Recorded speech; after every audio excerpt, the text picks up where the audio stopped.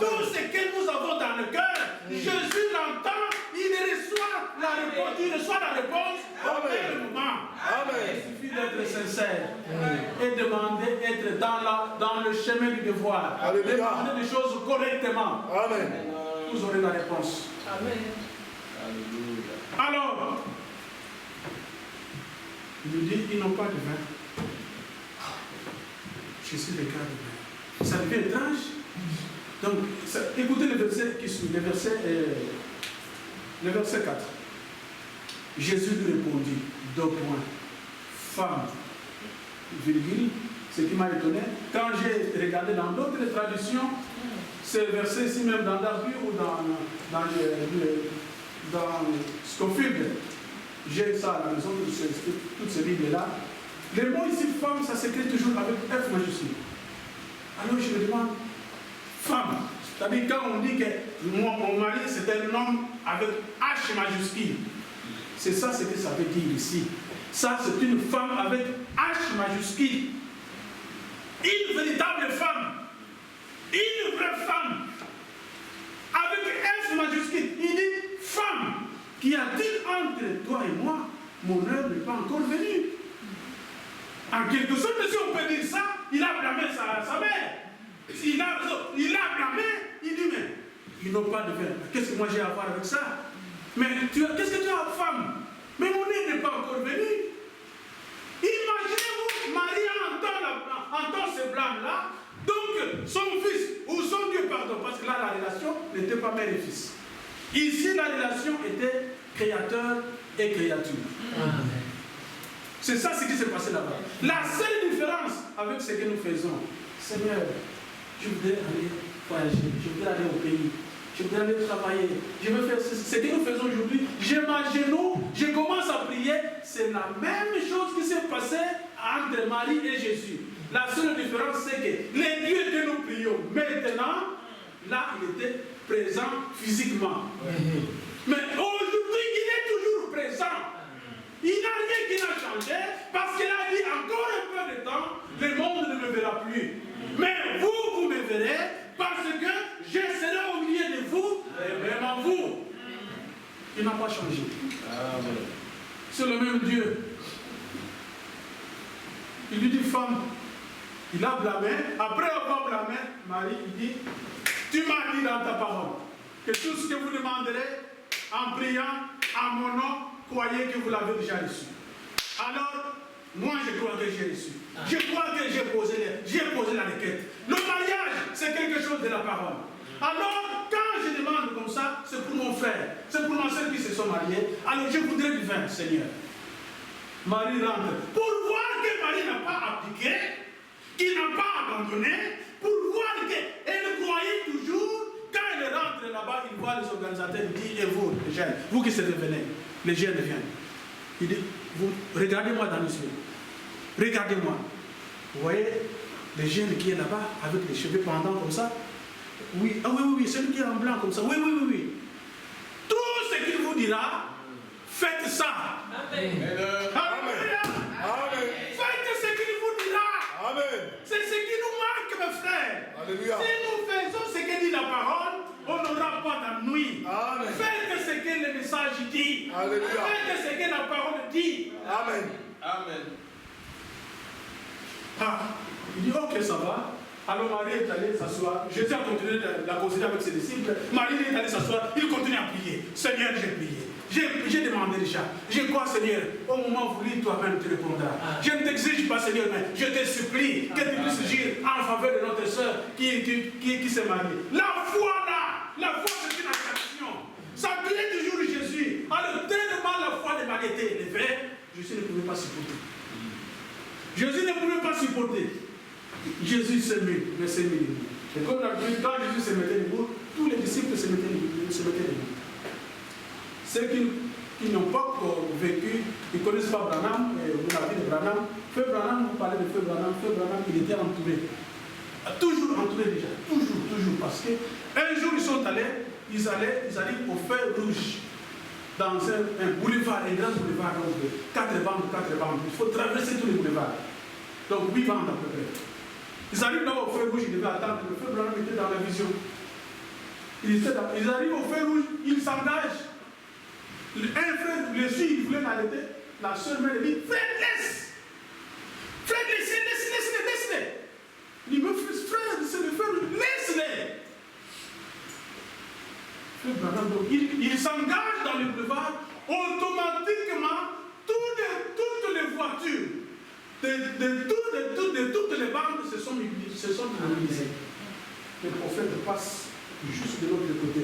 Il allait vite parce qu'un enfant était en train de mourir. Il traverse. Sa femme connaissait son mari très bien. Il le connaissait très bien. Il dit, quand vous êtes dans la voiture, vous entendez premièrement la voiture devient lourde. C'est comme si ça ne peut pas avancer. Vous entendez la voiture devient lourde. Et vous regardez, Frère Branham, il enlève son chapeau. Quand il enlève son chapeau, alors sa femme ou ses enfants, il demandait à tous ceux qui parlaient, taisez-vous. Il était dans une autre dimension. Amen. En fait, c'est comme ça. C'est-à-dire que Marie, il était dans cela.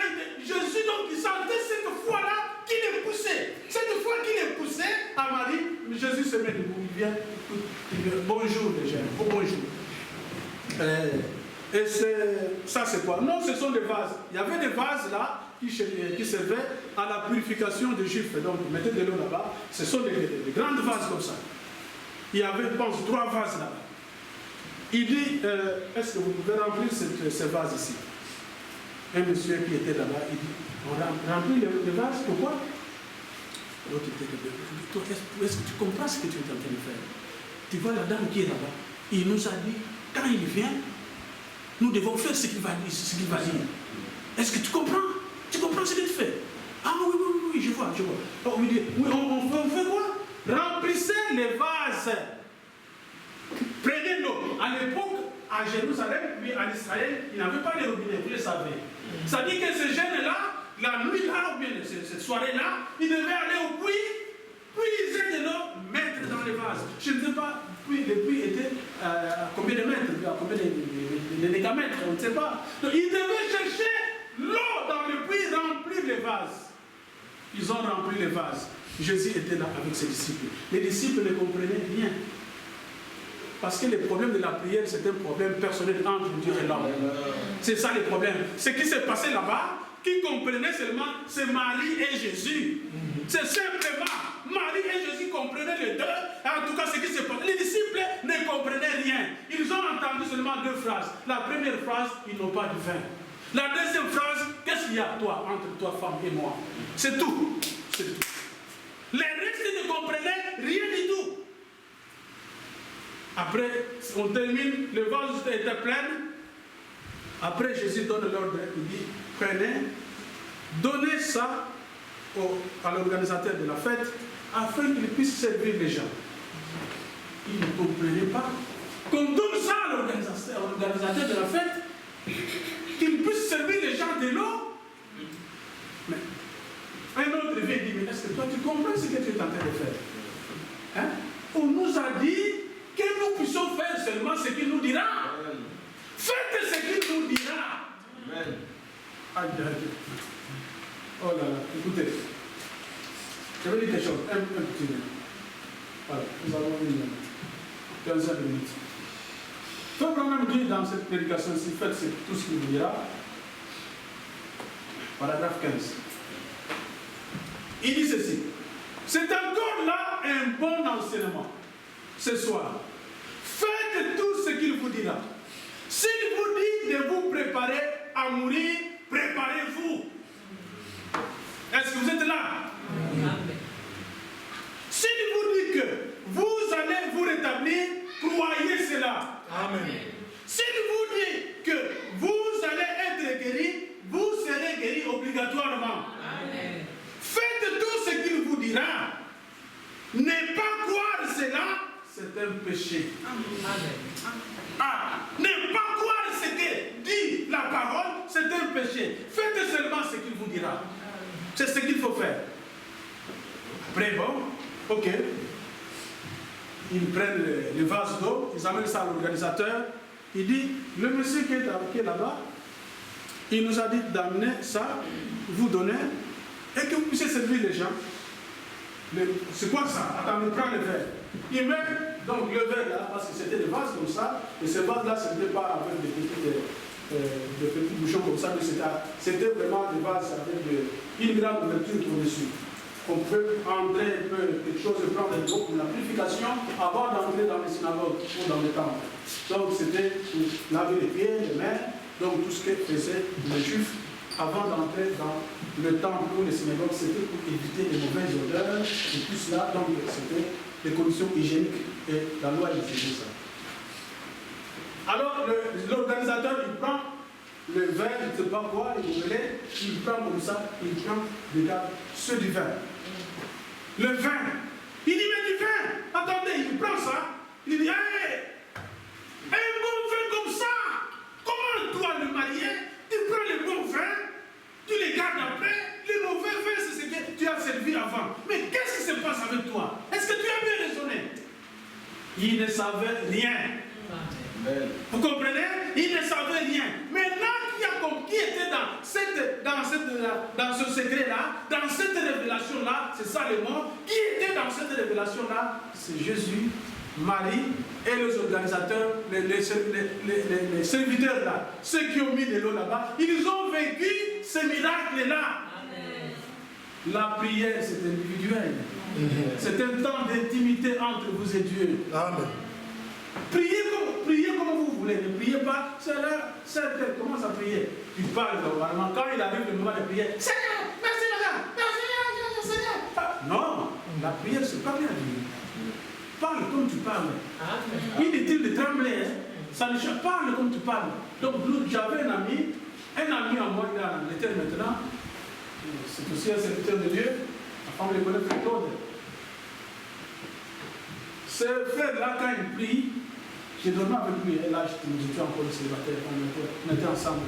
Donc, quand ce frère-là était en train de prier, quand j'étais avec lui, en fait, je me disais, mais ça, c'est une façon originale de prier. Quand il me prie, il dit, Seigneur, comme je t'avais demandé, que j'ai besoin d'argent, Seigneur, en tout cas, il rit dans la prière. Il parle comme, en fait, vous sentez qu'il parle à une personne qui est en face de lui. Ah oui! La prière, c'est le moment d'intimité. C'est le moment où je vais voir mon époux. C'est le moment où, comme vous allez voir votre époux, où vous allez parler donc à votre chérie. Donc c'est le moment d'intimité. Tu lui dis des choses calmement. Le problème des enfants, ils doivent rentrer à l'école. Nous avons besoin d'acheter des livres. Nous avons besoin de ne tremblez pas. Parce que tu parles à ton époux. Vous êtes l'épouse du roi. Vous êtes l'épouse du Seigneur. Parlez à ton Dieu aisément. Alors, ils ont servi de tout cela.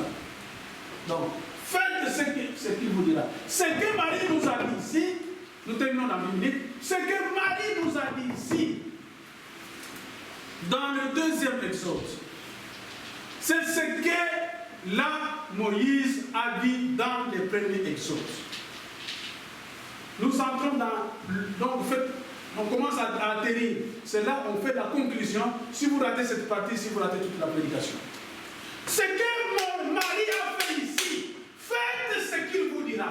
Ce qu'ils ont fait, ce que Jésus a dit, et la fête était une réussite. Quand ils ont fait ce que, donc, selon les consignes que Marie a données, Marie a donné des consignes, faites ce qu'il vous dira.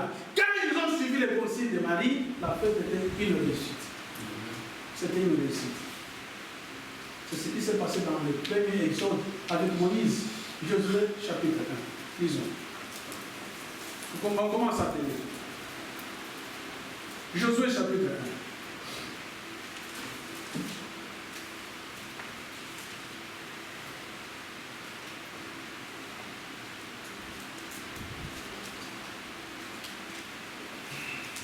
1. Alors, il est écrit, je pense que vous y êtes. Voilà. J'ai lu le verset 2 seulement, et puis je vais sauter au verset 7. Moïse, mon serviteur, est mort. Maintenant, lève-toi, passe ce Jourdain, toi et tout ce peuple, pour entrer dans le pays que je donne aux enfants d'Israël. C'est le verset 7. seulement et ayez bon courage, en agissant fidèlement selon toute la loi que Moïse, mon serviteur, t'a prescrit. N'étant détourné ni à droite ni à gauche, afin de réussir dans tout ce que tu entreprendras. Et verset 8, le tout dernier. Que ce livre de la loi ne s'éloigne point de ta bouche. Médite-le jour et nuit, pour agir fidèlement selon tout ce qui est écrit. Car c'est alors que tu auras du succès dans tes entreprises. C'est alors que tu réussiras. Voilà pourquoi Israël a réussi. Si Israël a réussi, c'est parce qu'il devait suivre les consignes de Moïse. Aujourd'hui, nous parlons de la loi de Moïse. Ça ne pose pas de problème. Quand on dit c'est la loi de Moïse, ça ne pose pas de problème. Mais ce qui pose des problèmes quand on dit c'est le message de Branham. C'est ce qui pose des problèmes. C'est parce que les gens ne croient pas. C'est parce que les gens ne croient pas. On doit sortir de l'hypocrisie. Aujourd'hui, c'est le temps de prêcher la vérité. Amen. Parce que nous sommes à la recherche de la dernière brebis qui doit entrer à la bergerie. Amen. Les paraboles sont finies. Même avant que Jésus soit crucifié, les apôtres lui ont dit dans le livre je pense Jean 14, on lui a dit que maintenant, tu parles ouvertement sans parabole, nous comprenons que tu es sorti de Dieu. Maintenant, ce n'est pas le temps de parabole, parce que l'épouse doit encaisser tout ce qui lui appartient. Il faut dire toutes les choses clairement. Moïse avait un message. C'est le message de Moïse. C'est la loi de Moïse. Le message ici, c'est le message que Dieu a donné à Abraham. C'est le message que nous croyons. Il ne faut pas avoir honte de ça. Non. Alors dans le message que nous croyons, écoutez les consignes. Les consignes de Marie, faites tout ce qu'il vous dira. C'est ça les consignes de Marie. Dans le deuxième exode. Dans le premier exode avec Moïse, les consignes étaient, si tu veux avoir du succès, donc ne te détourne jamais, ni à gauche, ni à droite. Reste fidèle dans la parole. C'était là les consignes dans le premier exode. Dans le troisième exode. Parce que le premier exode de Moïse, vous le connaissez, Moïse a prêché le message, il faut sortir. Mais quand Jésus vient, il faut entrer. Entrez dans le corps de Jésus, vous aurez la vie. Donc voilà, ce sont des messages différents. Moïse sort, prêche le message, sortir. Jésus prêche le message, entrez. Aujourd'hui, nous prêchons le message, montez. C'est différent. C'est différent. Ne venez pas pour dire que nous croyons la Bible, c'est notre message. Oui, il faut quand même, certaines choses doivent quand même bien expliquer. La Bible, c'est ce que nous croyons, toute la Bible. Mais dans la Bible, tout ce qui est là, ce n'est pas notre promesse. Oui, il y a une histoire inspirée qui est dans la Bible. Il y a une prophétie inspirée qui est dans la Bible. Mais il y a aussi une révélation de notre temps. C'est ça notre message. Si vous lisez, pourquoi les gens n'aiment pas lire les brochures? Frère, je vous supplie, s'il fallait que je puisse me mettre à genoux, je pouvais me mettre à genoux. S'il vous plaît, mes frères et sœurs, entrez là-bas, prenez les brochures, lisez les brochures. Ça ne coûte rien, ça. Quelques pages seulement, s'il vous plaît. Trouvez-moi, Luc, non? Luc, trouvez-moi mon fils Luc. Il est là, il te donne une brochure, il prend ton nom, aujourd'hui dimanche prochain, tu lui donnes ça, tu prends une autre. Lisez les brochures. Lisez la Bible. Frère, sinon vous n'aurez pas la croissance. Ça ne te coûte rien de lire. Ici, il y a combien de pages? Ça, 28 pages seulement. Tu peux lire ça dans une soirée. Mais vous allez à la bibliothèque, vous prenez des gros livres comme ça. Des gros livres comme ça dans vos chambres, vous lisez ça. Une brochure, ça c'est le diable. Hein? Ça c'est le diable. Lisons des brochures. Frère Franck, jusqu'à la mort, l'homme ce vieux-là, il criait toujours. Lisez les brochures. Lisez la Bible. C'est ce qui fait la croissance d'un chrétien. C'est ce qui fait la croissance d'un chrétien. C'est comme si nous sommes dans l'âge où l'Église catholique a interdit la Bible aux croyants. On leur a donné seulement le Nouveau Testament, c'est fini, le reste, il ne peut pas lire. Même dans le Nouveau Testament, il doit lire que les épîtres. Les évangiles, c'est pour les prêtres. C'est ce qui se passe aujourd'hui. Donc les prédicateurs, ils ont semé une doctrine diabolique. Diabolique pour dire que dans les brochures, il y a des erreurs. Dans les brochures, il n'y a pas des erreurs. Ce sont des prédicateurs qui ont des erreurs. Amen. Il n'y a pas des erreurs dans la brochure. Le message est parfait. Amen. Si le message a des erreurs, ça ne peut pas former un seul comme moi. Jamais. Si le message a des erreurs, ça ne peut pas former un saint comme moi. Parce que je crois le message, je suis baptisé du Saint-Esprit. Comme j'ai toujours dit à ma femme, la Bible dit 2 seront sous le même lit, un partira, l'autre va rester. Sur notre lit ici, s'il y a un qui va partir, c'est moi. C'est ce que je veux te dire. S'il y a un qui va partir, c'est moi. Je ne sais pas si toi tu dis la mon frère. Non. Quand la soeur était là, s'il dit que sur votre lit, qui va partir? Elle peut dire ça de sa part aussi. Sur notre lit, c'est moi qui dois partir. Parce que le salut, c'est individuel. Il n'y a pas un salut collectif. Vous devez faire l'effort, votre effort. Filles, garçons, quand je vous dis, lisez le message. Ça, un jour, vous entendez ma voix devant le Seigneur. Le jour du jugement, vous entendez ma voix. Laissez les distractions. Ce petit livre que vous voyez ici, c'est un trésor. Ça vaut votre vie éternelle. Lisez cela, prenez avec la Bible, mélangez ensemble. Vous lisez, vous regardez dans la Bible, vous comparez. Là où Frère Branham a dit, vous prenez les autres écritures, vous les associez, en fait, vous allez grandir spirituellement. Mais puisque moi j'avais un principe, quand je grandissais, donc j'ai pris le message quand j'avais 22 ans. 22 ans, donc j'ai commencé à prêcher, j'étais un jeune garçon en 1993. Très jeune garçon. Donc jusqu'aujourd'hui, je suis dans le message. J'ai continué à lire. J'ai continué à lire jusqu'aujourd'hui. Aujourd'hui, je pense que je suis monté au lit à 2 h du matin. Je lisais toujours pendant que vous dormez. Moi, je lis toujours. Toujours, je lis. Planter la vie pour la planter. C'est une prédication que Frère Branham a prêché. Planter la vigne ou la planter. Sur quelle terre faut-il planter la vigne? Parce que toutes les terres sont devenues rocailleuses. Voilà. Alors, maintenant écoutez. Pour terminer. Voilà. Là, je vais dire sans commentaire. Parce qu'il nous reste 5 minutes. Écoute. Frère Branham dit dans cette prédication, et c'est le signe du temps de la fin. Écoutez, je veux dire quelque chose. Maintenant, je vous montre que Frère Jackson a eu un songe. Vous ne pouvez pas, il ne pouvait pas s'en défaire. J'étais en train de quitter son église et il ne pouvait pas supporter cela. Cela fait combien de temps, Frère Jackson? Frère Jackson dit, j'ai eu le songe en février 61.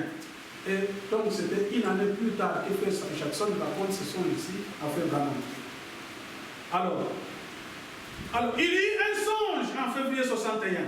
Il s'est approché de moi et m'a dit, il y a quelque chose sur mon cœur que je dois vous dire, Frère Branham.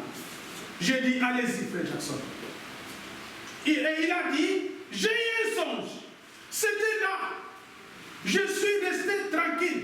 Et j'ai écouté et observé, il a dit, il a rêvé qu'il y avait une très grande colline comme ceci, comme dans un champ, où il y avait des puturins. Dans le champ là-bas, ou quelque chose comme ça. Il a dit, au sommet de cette colline, l'eau avait raviné et il y avait laissé les rochers le plus haut du sommet. Les rochers le plus haut du sommet de la colline. C'était comme le sommet de la montagne, c'était un rocher. Il n'y avait pas d'herbe sur ce sommet-là. L'eau en coulant sur ce sommet avait gravait des sortes d'écrits sur les pierres, là au sommet.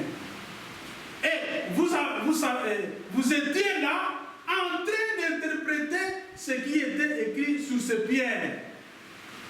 Je peux continuer? Voilà. Il a vu un songe. Là, il y avait donc une colline.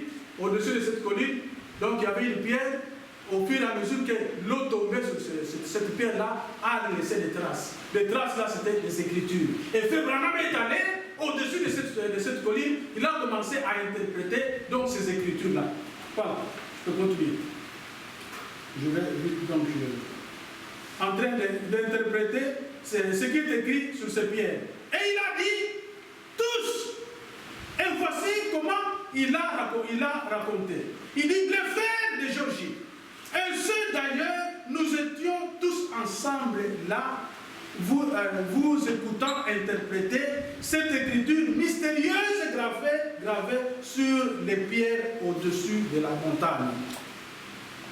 Puis il ajouta, vous avez ensuite pris quelque chose qui était comme ça en l'air, quelque chose ressemblant à un levier ou à un pied de biche, c'est-à-dire c'est comme une épée, à un pied de biche, n'est-ce pas, Frère Jackson, quelque chose comme cela, à un levier, donc très effilé.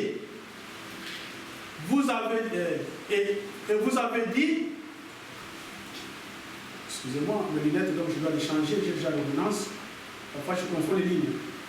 Et vous avez dit, vous l'avez fait comme ça, vous avez saisi cette chose-là comme une épée, je ne sais pas quoi. Il a dit, vous avez frappé le sommet de la montagne et vous l'avez coupé tout autour et vous avez soulevé le capuchon de cette montagne. Il était en forme de pyramide, cette montagne-là, et vous en avez détaché le sommet. Alors, il a dit, là-dessus se trouvait la pierre blanche de granit. Et vous avez dit, le soleil ou la lumière n'a jamais brillé là-dessus. Donc, vous avez dit, observez ceci. Quand il a pris l'épée, Frère Branham a coupé le sommet de la montagne, et puis le sommet était tombé. Après, une pierre était apparue. Sur cette pierre, il n'avait rien d'écrit. Rien d'écrit, et Frère Branham, il dit à tous les prédicateurs qui étaient là, aux prédicateurs, hein, ce sont les prédicateurs qui étaient là, il dit aux prédicateurs, regardez ici. Alors, il dit, paragraphe 50, il dit, nous terminons, paragraphe 51, il a dit, il a dit, regardez ici, la lumière n'avait jamais brillé sur ce rocher auparavant. Lorsqu'ils se sont tous levés, je leur ai demandé d'observer cela. Observez cela. Et tous sont venus. Regardez là-dedans. Tout le monde est venu. Il regardait. Donc Frère Branham dit, j'ai coupé la montagne. Une pierre blanche est apparue. Et j'ai demandé à tous les prédicateurs, regardez ici. Ne bougez pas. Regardez là-bas. Alors, il dit, ils sont regardez dedans. Mais il a dit, pendant qu'il regardait cela, il regarda d'un coin de l'œil. Il me regarda d'un coin de l'œil. Et il m'a vu. Je me suis glissé de côté. Et j'ai commencé à me diriger vers l'ouest. Vers le soleil couchant. En montant, une montagne, et puis une colline, et puis je descends, je monte encore une colline, je descends, puis montant, jusqu'à descendant la colline, devenant de plus en plus petit pour être complètement hors de leur vie. Donc, quand il a coupé, il a dit à tous les prédicateurs, regardez, suivez-moi très bien, regardez, les prédicateurs sont venus, mais il n'avait rien écrit. Il n'y avait rien écrit. Alors il dit, regardez, tout le monde regardait. Mais Frère Jackson, qui a eu le songe, il a commencé à contrôler Frère Branham à côté. Après, il le voit, Frère Branham se glisse. Il va, il monte, il descend, il plie disparaît. Alors, il a dit alors que c'est dans ce moment-là, alors les frères se sont retournés, peu après, ils ont dit, a-t-il disparu? Où est-il allé? Il a dit, certains sont partis dans cette direction. D'autres dans cette autre direction. Et d'autres dans cette autre direction. Alors il dit, mais que très peu restèrent pour regarder ce que je leur ai demandé de faire. Il les regardait tous. Alors quand il regardait Frère Branham s'église, il va là-bas, après il disparaît. Il est allé vers l'ouest. Alors tout le monde était là-bas, après ils se sont retournés. Il est parti, il est où? Ah, il est où? Il n'est pas là. Alors, un groupe est allé comme ça, un autre est allé comme ça, un autre est allé comme ça. Alors Frère Branham dit, un petit groupe est resté fidèle à regarder sur les rochers, à faire ce que je leur ai dit de faire. C'est pourquoi nous avons des problèmes dans le message. Pourquoi? Parce que nous ne voulons pas faire ce que le messager nous a dit de faire. Faites tout ce qu'il vous dira. Regardons sur la parole. Regardons sur le message. Que nos yeux soient fixés sur le message. On n'aura pas des ennuis. On n'aura pas de complications. On n'aura pas donc de fausses doctrines. Si on peut respecter ce que le prophète nous a dit. Les enfants d'Israël ont respecté parce qu'il dit, ne t'éloigne pas de la loi de Moïse. C'est pour cela qu'Israël a réussi. Ils ne s'étaient pas éloignés de la loi de Moïse. La fête de Marie a réussi parce que Marie a convaincu les gens, faites tout ce qu'il vous dira. Et nous, si nous voulons réussir, si nous voulons avancer, faisons ce que le message nous dit. Restons fidèles à la parole. N'allons ni à gauche, n'allons ni à droite. Restons fidèles à la parole, nos yeux fixés dans la parole, dans la promesse du jour. Amen. Amen. Que Dieu vous bénisse. Amen.